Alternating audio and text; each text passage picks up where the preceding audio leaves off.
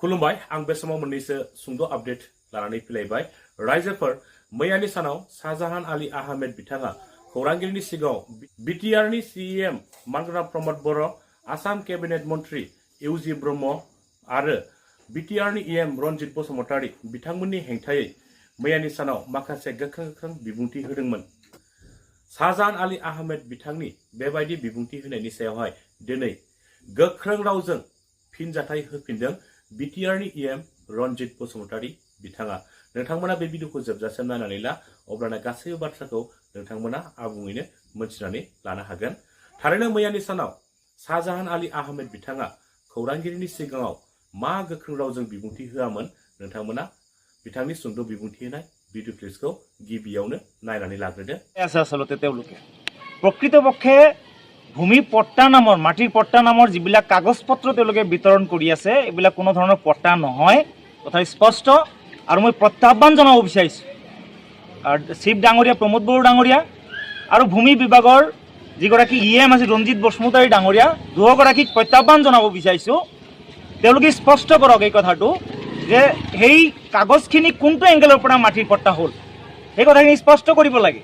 ৰাইজক আৰু কিমান আভুৱা পাৰিব?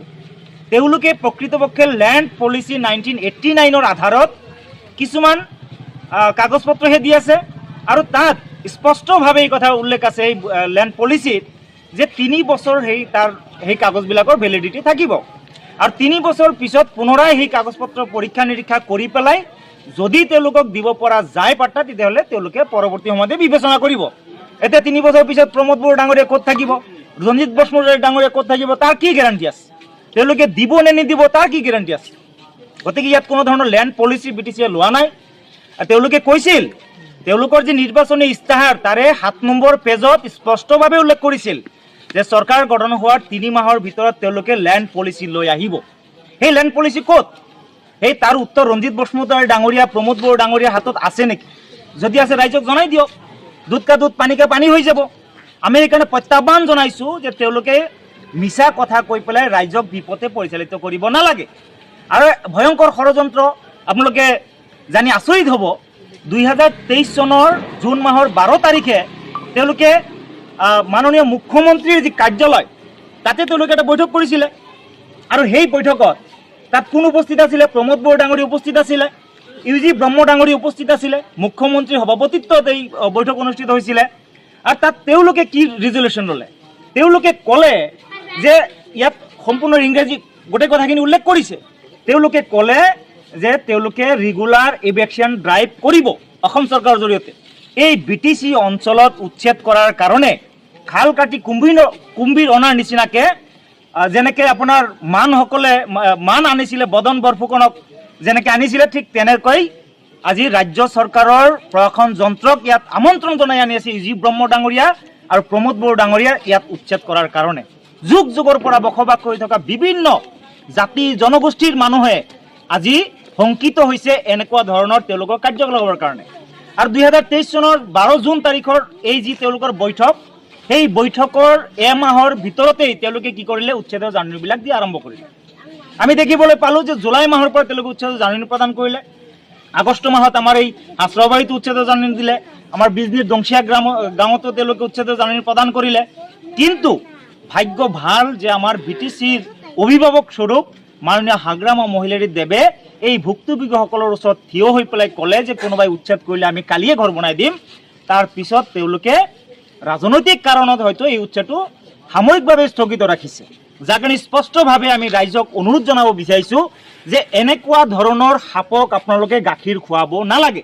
এই সাপে যিকোনো মুহূৰ্তত খুটিব পাৰে। সেই সাপ হৈছে, মূল সাপটো হৈছে প্ৰমোদ বড়ো, দ্বিতীয় সাপটো হৈছে ফেৰেংগা। যিগৰাকী ফেৰেংগা বা ৰঞ্জিত বসুমতাৰীয়ে কয় যে স্বয়ং ভগৱানেও যদি ঘৰ বান্ধে তাকো মই উচ্ছেদ কৰি দিম। ইমান সাহস ক'ত পালে? ভগৱানকো উচ্ছেদ কৰিব ইমান সাহস ক'ত পালে তেখেতে?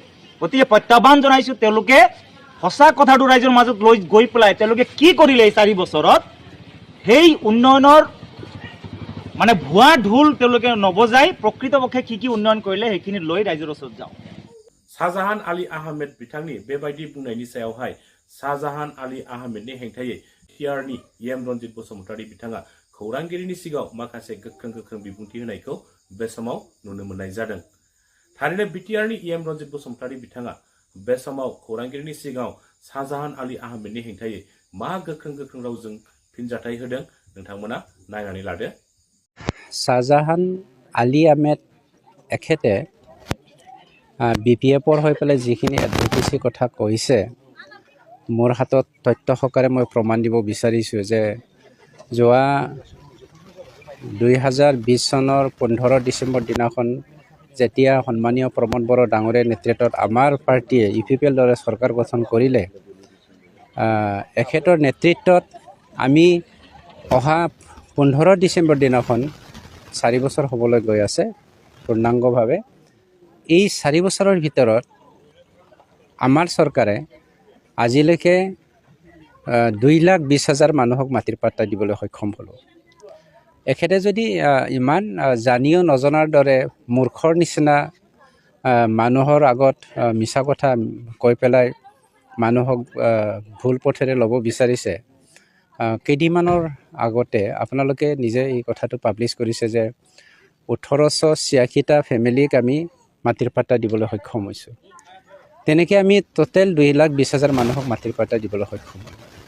কিন্তু আটাইতকৈ ডাঙৰ কথাটো হ'ল শাহজাহান আলীয়ে মুছলমানসকলক BTCত থকা 35 লক্ষ ভাৰতীয় নাগৰিক 23টা জনগোষ্ঠীক কি ধৰণে কি চিন্তাধাৰাৰে আগুৱাই নিয়াত BPFৰ হৈ পেলাই কথা ক'লে মই নাজানো। 2019 চনত হাগ্ৰামায়াই 1,17,000 মুছলমানক BTCৰ পৰা ইভিকশ্যন কৰি পেলাই খেদি পঠিয়াব লাগে বুলি যিখিনি অৰ্ডাৰটো দি থৈ গ'ল আৰু এই অৰ্ডাৰটো এতিয়াও আমাৰ BTCত আছে। হাইকোৰ্টে এতিয়া যোৱা 3/6/2024 দিনাখন আকৌ আমাৰ হাতত এটা অৰ্ডাৰ পঠিয়াইছে যে হাগ্ৰামাই দি যোৱা অৰ্ডাৰ মৰ্মে 2019 চনত হাগ্ৰামাই লিখি পঠিয়াই দিয়া অৰ্ডাৰ মৰ্মে যে 1,17,000 মুছলমানক আজিৰ দিনতে এইকেইদিনৰ ভিতৰতে ইভিকশ্যন কৰিব লাগে বুলি হাইকোৰ্টৰ পৰা হাগ্ৰামাৰ হেৰিটো ফ'ল' কৰি পেলাই যিটো অৰ্ডাৰ আহিছে। এতিয়া মোৰ প্ৰশ্নটো হ'ল শাহজাহান আলী ডাঙৰীয়া, আপুনি কি কাৰণত UPPL দলৰ পৰা বৈখ্যাত হৈছে আপুনি নিজে মোক মনত আছে, আমি ক'বলৈ নাযাওঁ, কিয়নো আপোনাক এক্সপেল কৰিছে বুলি ক'লে কথাবোৰ এক্সপেল শব্দটো শুনিলে অলপ বেয়া লাগে। কাৰণটো কিয় এক্সপেল কৰিছে সেইটো নিজে বুজি লওক। আৰু আজি যি হাগ্ৰামাই 1,17,000 মুছলমানক ইভিকশ্যন কৰিব লাগিবলৈ অৰ্ডাৰ দি থৈ গৈছে, সেই ইভিকশ্যনৰ পৰা শাহজাহান আলীয়ে মুছলমানসকলক কেনেকৈ মুক্ত কৰিব পাৰে সেইটোও মই প্ৰশ্ন কৰিছোঁ, আপোনালোকৰ মিডিয়াৰ মাধ্যমেৰে প্ৰশ্ন কৰিছোঁ। 1,17,000 মুছলমানক ইভিকশ্যন হোৱাৰ পৰা শাহজাহান আলী আৰু কিছুমান 2 নম্বৰী মুছলমান এডভকেটসকলে BPFত যে লাগি আছে, এখেতসকলে কেনেকৈ ইয়াৰ পৰা মুক্ত কৰাব পাৰে মই আপোনালোকৰ মাধ্যমেৰে প্ৰশ্ন কৰিলোঁ। 3 বছৰৰ ভেলিডিটি বুলি কৈছে আপোনাৰ মাটিৰ পাট্টাটো 3 বছৰৰ ভেলিডিটি মই পৃথিৱীত শুনাই নাই। নিজেও মূৰ্খ হ'ব পাৰে, তাৰ কাৰণে সি একো নাজানে। অজ্ঞানী মানুহে তেনেকৈ কয়। আৰু অসমৰ ভাৰতত কোনো এটা হেৰি নাই মাটিৰ পাট্টাটো 3 বছৰে ভেলিডিটি থাকে বুলি। সেইটো কিবা কলমৰ কেৰেংগীত কি কয় পাউডাৰ নেকি যে সেইটো 3 বছৰ ভেলিডিটি থকা। এইটো শাহজাহানকে লগাই সুধি লওক, আপুনি যে নখত নখ পালিচ কৰে সেইটো কি 3 বছৰৰ হোৱা নিচিনাকৈ আমাৰ মাটিৰ পাট্টাটো 3 বছৰীয়া নেকি বুলি। নিজে মূৰ্খ হ'ল বুলি মুছলমানক মূৰ্খ যদি সজাব বিচাৰিছে, তাতকৈ ডাঙৰ মূৰ্খ মই পৃথিৱীত বিচাৰি নাপাম। গতিকে মুছলমানক বুৰ্বক সজাব নালাগে, BTCৰ 23টা জাতি জনগোষ্ঠীক বুৰ্বক সজাব নালাগে, 35,86,000 BTCবাসীক মূৰ্খ সজাব নালাগে। হাগ্ৰামাৰ দিনৰ নিচিনা আজি BTCৰ ৰাইজে মদ ভাং জোৱাৰে লিপ্ত হৈ থকা এটা সমাজ নহয়। আজি আমি বেলেগ এটা সমাজ গঢ়িবলৈ সক্ষম হৈছোঁ। গতিকে তোমালোকৰ যি চিন্তাধাৰালৈ তোমালোকে আজি মানুহৰ মাজত সোমাই পেলাই মিছা কি কয় কথাৰে পৰিচালিত কৰিব বিচাৰিছে, এই কথা কেতিয়াও ছাকচেছফুল নহয়। গতিকে নিজে মূৰ্খ বুৰ্বক হ'ল বুলি যে আমাক বুৰ্বক সজাব বিচাৰিছে সেইটো কেতিয়াও সম্ভৱ নহয়। আৰু আপোনালোকে যিমানখিনি জিকি আছে সমষ্টিখন হাগ্ৰামা মহিলাৰী ডাঙৰীয়া দখল কৰিব বুলি কৈ থাকে। হাগ্ৰামা এটা কথাটো চাওক, কি কয়, অসমীয়াত কি ধৰণে বৰ্ণাম, গান্ধী পোকে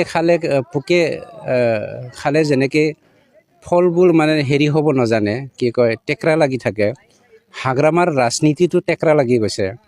আৰু যিবিলাক টেকৰা লগাৰ ফলত মেডিচিন মাৰিবলৈ শ্বাহজাহান সিহঁতে এতিয়া মেডিচিন স্প্ৰেয়াৰ হিচাপে তাত চাকৰি লৈছে। তেখেতসকলে নিজে নিজে টেকৰা লাগি পেলাই মুছলমান সমাজৰ পৰা বৈক্ষত হ'বলৈ গৈ আছে।